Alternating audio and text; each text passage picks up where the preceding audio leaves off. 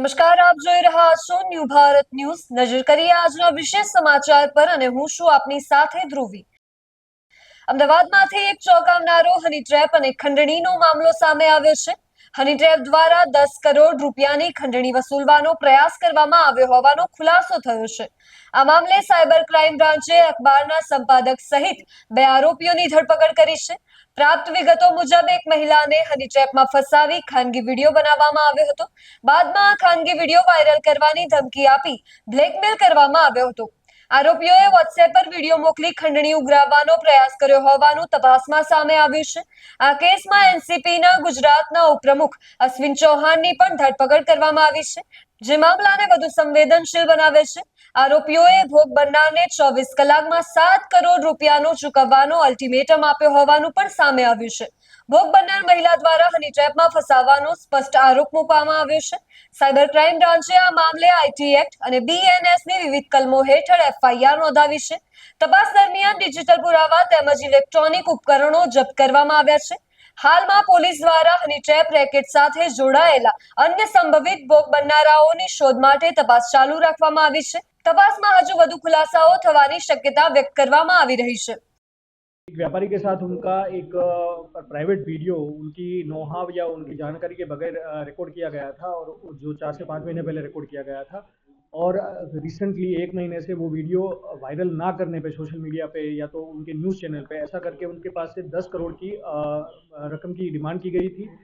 फिर ये जो डिमांड करने वाला जो आदमी था वो एक अश्विन लक्ष्मीकांत चौहान करके, जो एक सत्या न्यूज़ का एडिटर है और जो एनसीपी पार्टी है उनका गुजरात प्रदेश का उपप्रमुख है, वो फरियादी का उसने कांटेक्ट किया था। उसने बोला था कि हमारी न्यूज़ में अगर ये वीडियो पब्लिश नहीं करना है या सोशल मीडिया में वायरल नहीं करना है, उसके लिए उसने 10 करोड़ की डिमांड करी थी।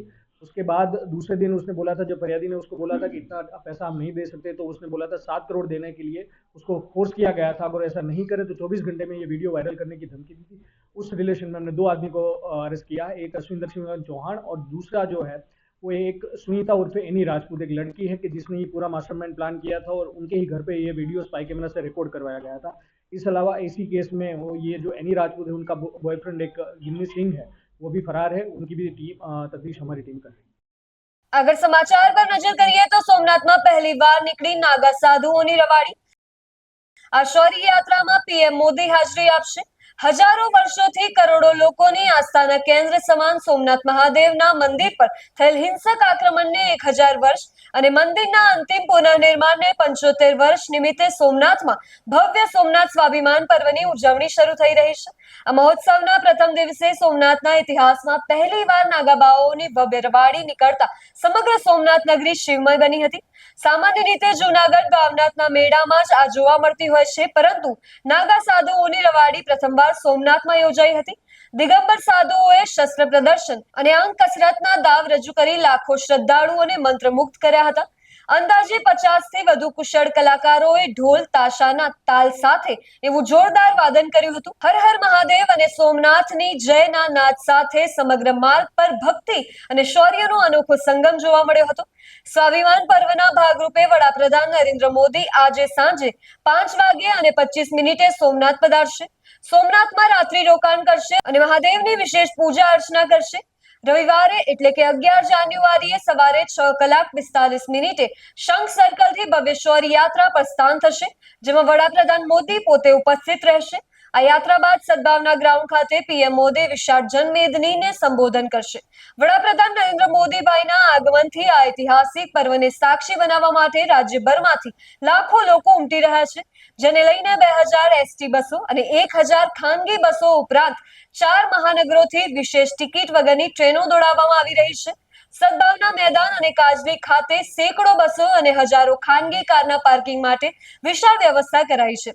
સમગ્ર સોમનાથને છાવણીમાં ફેરવી દેવામાં આવ્યું છે અને ચુસ્ત પોલીસ બંદોબસ્ત ગોઠવી દેવાયો છે। ઉલ્લેખનીય છે કે ઈસવીસન 1026માં મહમદ ગઝનવી દ્વારા સોમનાથ પર કરવામાં આવેલા સૌથી હિંસક હુમલાને આ વર્ષે 1000 વર્ષ પૂર્ણ થઈ રહ્યા છે। આ સમયે મંદિર અને અનેક આક્રમણો થયા હતા, પરંતુ મે 1951માં લોખંડી પુરુષ સરદાર પટેલના સંકલ્પથી મંદિરને પુનઃનિર્માણ થયું હતું અને હવે આ વર્ષે એના 75 વર્ષ પૂર્ણ થઈ રહ્યા છે। આ પર્વ ભારતની અસ્મિતા અને સ્વાભિમાનનું પ્રતીક બની રહ્યું છે। આગળ વિશેષ સમાચાર પર નજર કરીએ તો જૂનાગઢમાં માળિયા હાટીનામાંથી એક મોટા ભેળસેળ કૌભાંડનો પર્દાફાશ થયો છે. એસએમસીની ટીમે માળિયા હાટીનામાં મોટો દરાડો પાડી કેમિકલ યુક્ત ભેળસેળિયા બાયોડીઝલના ગેરકાયદેસર ધંધાનો ખુલાસો કર્યો છે.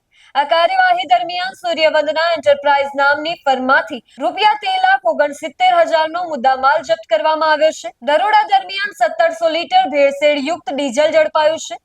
ઉપરાંત 2 વાહનો, બાયોડીઝલ બનાવવાની મશીનરી, ટેન્કો અને મોટરોને પણ જપ્ત કરવામાં આવ્યા છે. પોલીસ અને એસએમસીની તપાસમાં રોકડ રકમ સાથે 5 મોબાઈલ ફોન પણ જપ્ત કરવામાં આવ્યા છે, જેનાથી કૌભાંડનું નેટવર્ક વધુ મોટું હોવાની શક્યતા વ્યક્ત કરવામાં આવી રહી છે. આ કેસમાં અત્યાર સુધી 5 આરોપીઓની ધરપકડ કરવામાં આવી છે, જ્યારે કૌભાંડનો મુખ્ય સૂત્રધાર વિક્રમ માયાભાઈ બુરાણી હાલ ફરાર છે.